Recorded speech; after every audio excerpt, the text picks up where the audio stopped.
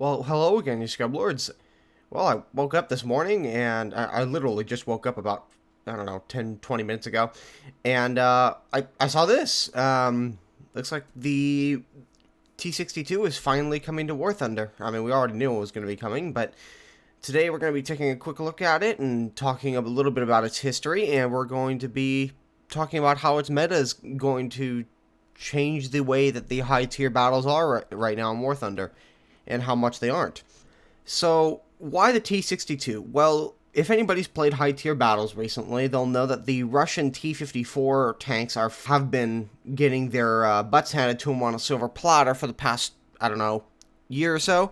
With the introduction of the Leopard 1 and the M60, the Western Allies, meaning NATO forces such as Germany and the US, were finally capable of fighting effectively T-54 main battle tanks was something that was on par, or in a lot of cases better, than what the T-54 was capable of doing.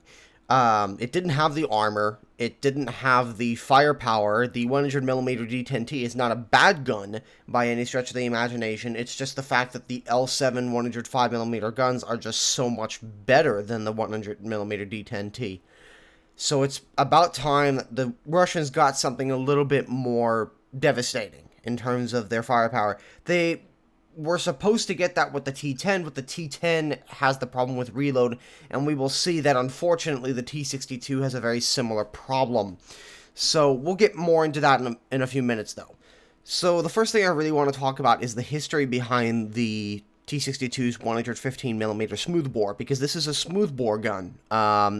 There was some confusion I saw in the comments on yesterday's video where people were saying, oh, they're not going to introduce any smoothbore guns. Well, that was a very old requirement, and they updated those a long time ago.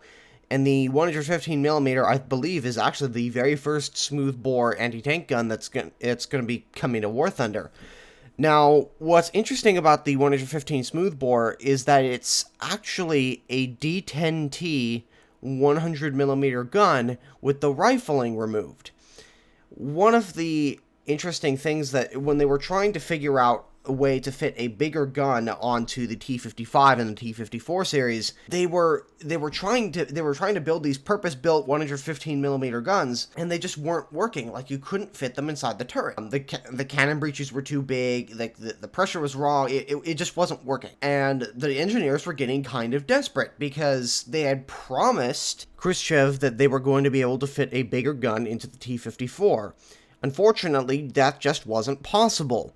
So one of the engineers got the bright idea of, hey, let's remove the rifling from the 100mm gun and see what that does. And so they did that, and they measured the diameter of the bore, and it came out to a grand total of 115mm.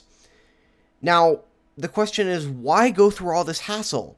Well, because the Russians had gotten a hold of some test results of the 105mm L7, and it scared the shit out of them, because this gun was literally capable of killing any of their tanks from any effective combat range, and it scared the Russians shitless, because it effectively meant that this gun was fast-firing, it was very accurate, it had great ammunition, and it was getting better and better and better as time went by. So the Russians figured, we need something to counter this, so hence why they came up with the 115mm smoothbore.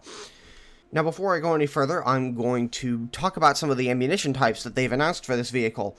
Apparently, this is going to be an interesting vehicle because it's going to have a number of firsts with it. This is the very first vehicle in the game which is going to feature armor-piercing, fin-stabilized discarding sabot. Up until this point, we've only had armor-piercing discarding sabot. Now, for those of you who are not familiar with it, I'm going to put a picture up on screen for you. An armor-piercing, fin-stabilized, discarding sabot round effectively means that you are firing a large, super-hardened dart at an enemy vehicle. All sabot rounds are ways to get a much smaller projectile that's hardened into a much bigger gun barrel to take advantage of the much higher pressures and powder charges that are available for that gun barrel. So a good example of this would be the British 84mm 20-pounder gun. The armor-piercing discarding sable projectile that actually leaves the gun barrel on that tank when you fire APDS is actually only 40mm in diameter, which means that you're going to do far less damage to the target, but you can have a much higher level of penetration.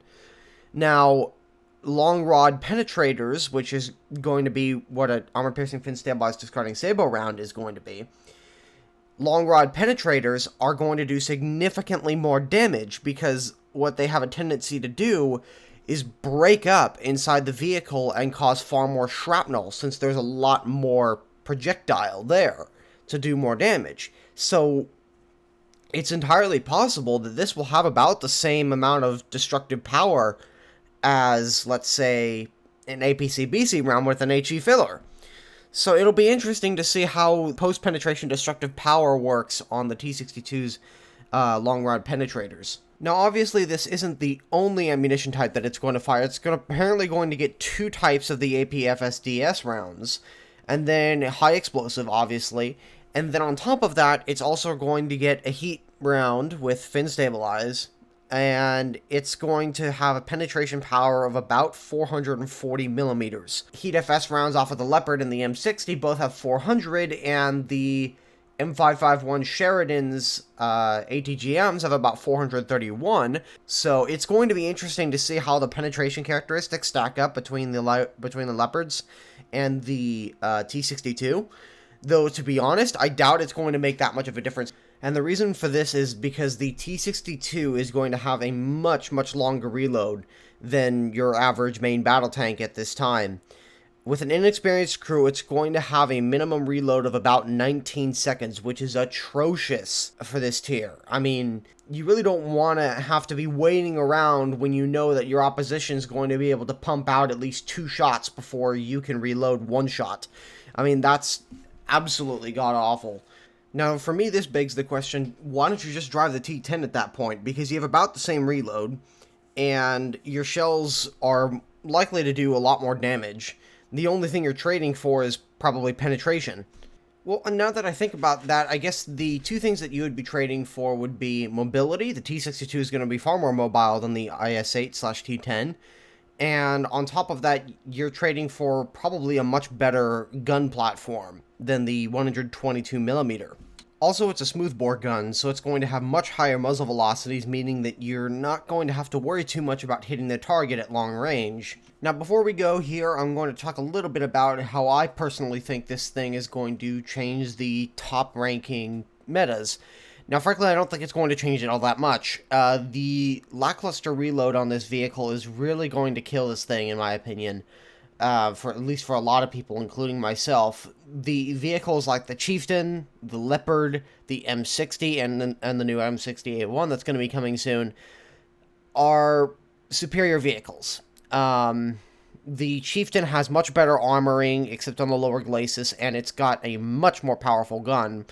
The Leopard and the M60 have less powerful guns, but the M60 is far more mobile than the T-62, meaning that it can get to advantageous positions faster. Well, we'll see how the T-62 performs. The M60 also is in a very similar situation, but it has technically way better armoring. Now, against the 115mm gun on the T-62, we'll have to see how that works out. I don't think the original M60 is going to be able to stand up to the T-62, but we'll have to see. The M60A1 might be a different story, but again, we'll have to see that once the vehicle comes out. And so, frankly, up against all those other main battle tanks, I don't feel that the T-62 is going to make that much of a splash.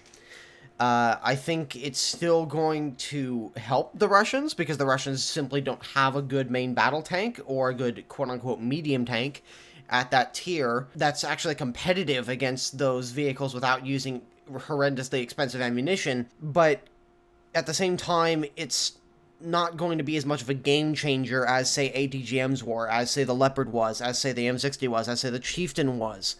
So, it'll be a great vehicle, don't get me wrong, but in my personal opinion, it's not going to change all that much. Also, the armoring on the T-62, except on the turret, is pretty lackluster. It's the same armor thickness, and believe it's about the same sloping as the T-54, meaning it's not going to provide much in the way of protection against ATGMs, armor-piercing discarding sable rounds, especially from the Chieftain.